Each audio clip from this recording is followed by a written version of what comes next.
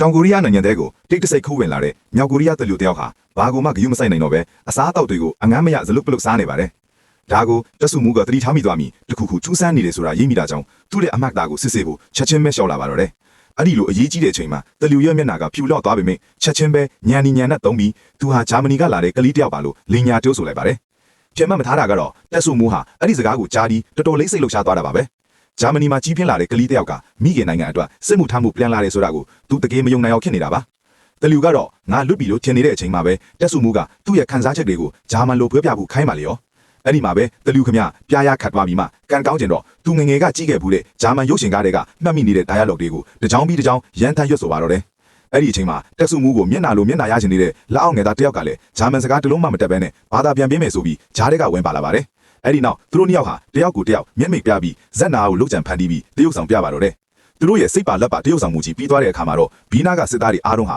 စိတ်မထိန်နိုင်ပဲမျက်ရည်တွေတောင်ကျလာကြပါတော့တယ်